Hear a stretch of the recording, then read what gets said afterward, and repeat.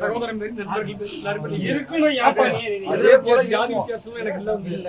நீங்க என்ன கூப்பிட்டாலும் எப்ப கூப்பிட்டாலும் நான் வருவேன். என்னால பெருசா செய்ய முடியல கூட நீங்க எல்லா நிகழ்ச்சியும் நான் வருவேன்.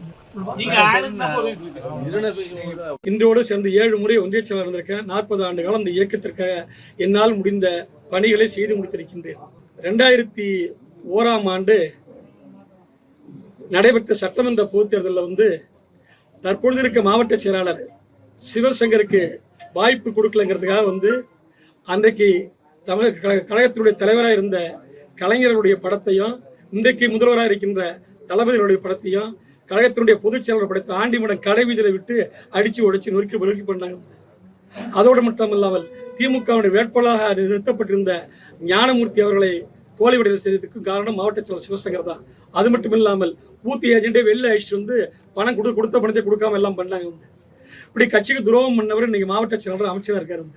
அதே போல 2016ஆம் ஆண்டு அந்த சிவசங்கர் அரியலூர் தொகுதி சட்டமன்ற தொகுதியில் தோக்கடிச்சது இது காசோக்கா கண்ணன் அன்னைக்கு தாப்படு ஒன்றிய செயலாளர், அவர் இன்னைக்கு சட்டமன்ற உறுப்பினர். இப்படி தொடர்ந்து திமுகவை தோற்கடித்த பொறுப்பாளர்கள்லாம் இன்னைக்கு சட்டமன்ற உறுப்பினர்களும் மத்திய அமைச்சராகவோ இன்னைக்கு மாவட்ட செயலர் பணியில் இருக்கிறாங்க. இது எந்த விதத்தில் நியாயம்?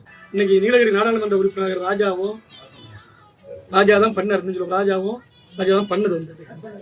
அதே போல இப்பவும் மீண்டும் 2026ல் இன்னைக்கு தலைவர் அறிவிச்சிருக்கார். தமிழ்நாடு முழுக்க மக்களுடைய எண்ணங்களை பூர்த்தி செய்யறவங்களோ, மக்கள் யாரை விரும்புறாங்களோ அவங்களதான் வாய்ப்பளிப்புன்னு சொல்றாரு. ஆனா ஜெயவர்தன் தொகுதியில் அப்படி இல்லை. அரியலூர் மாவட்டத்தில் அப்படி இல்லை. அரியலூர் மாவட்டத்தை பொறுத்தலையும் நீலகிரி நாடாளுமன்ற உறுப்பினர் கழகத்துறை துணை பொதுச் செயலர் ராசா அவர்கள் விரும்பிய 2 பேருக்கு தான் இங்க எம்எல்ஏ வாய்ப்பு கிடைச்சிருக்கு. அரியலூர்ல லதா பாலு, ஜெயங்கொண்டத்தில் காசோக்கா கண்ணனுக்கும் இது நியாயமான உணர்ந்து பார்க்க வேண்டும். அதோடு மட்டும் இல்லாமல் ஜெயங்கொண்டம் ஒன்றியத்தை பொறுத்தளவும் ஜெயங்கொண்டம் தொகுதியில் மொத்த வாக்காளர்களில் பாதி வாக்காளர்கள் ஜெயங்கொண்டம் தொகுதியில் இருக்கிறாங்க. ஆனா இதனால வரைக்கும் 60 ஆண்டு காலமா ஜெயங்கொண்டம் யூனியன்ல யாரும் சட்டமன்ற உறுப்பினர் வந்ததே இல்லை. அப்படி இங்க இருக்கிற இயக்கத்தினுடைய பற்றாளர்கள், இயக்கத்தினுடைய தோழர்கள், பொதுமக்கள் என்ன தப்பு பண்ணாங்க? இவங்களுக்கு ஏன் ஒரு முறை அந்த வாய்ப்பு கொடுக்க கூடாது? தொடர்ந்து பழி வாங்கிட்டு இருக்காங்க இந்த இயக்கத்தினை சேர்ந்தவங்க. நிர்வாகிகளோட ஆலோசனை கூட்டம் நடத்தினீங்க. ஆலோசனை கூட்டம் கூட தான் நிர்வாகிகள் முழுக்க நம்மளை அழிச்சவனே அழிக்கணும்னு நினைக்கிறாங்க. இது சம்பந்தமா ஏதாவது தீர்மானம் போடுவீங்களா? நிர்வாகிகள் தீர்மானம் ஒன்றும் போடல. ஏகமனதான் வாய்மொழி உத்தரவு, வாய்மொழி தான். இதனால கட்சியில உங்களுக்கு பெரும் அதிருப்தி ஏற்படும், கட்சியில நடவடிக்கை எடுப்பாங்க. அதை பத்தி நான் கவலைப்படல. எனக்கு வயசு 66 வயசு. நான் 40 வருஷம் இந்த கட்சியை உழைச்சிட்டு உழைச்ச உழைப்பு பொதுமக்களுக்கும் மற்றபடி எல்லாருக்கும் தெரியும். வியாபாரியிலிருந்து விவசாயிகள்ல இருந்து மற்ற எல்லாருக்கும் தெரியும். நான் இந்த கட்சியில உழைச்சுதான் இருக்க முடியும். எந்த பலன் அடையல. தொடர்ந்து ஒரே குடும்பத்தை சேர்ந்தவங்க தான் பலன் அடைஞ்சிட்டு இருக்காங்க. சீட்டு கிடைக்காததுக்கு யார் காரணம் நினைக்கிறீங்க? முழு காரணம் ராஜா. முழு காரணம் ராஜா தான். அதுக்கு மற்ற மாவட்ட செயலர் துணை போட்டாரு.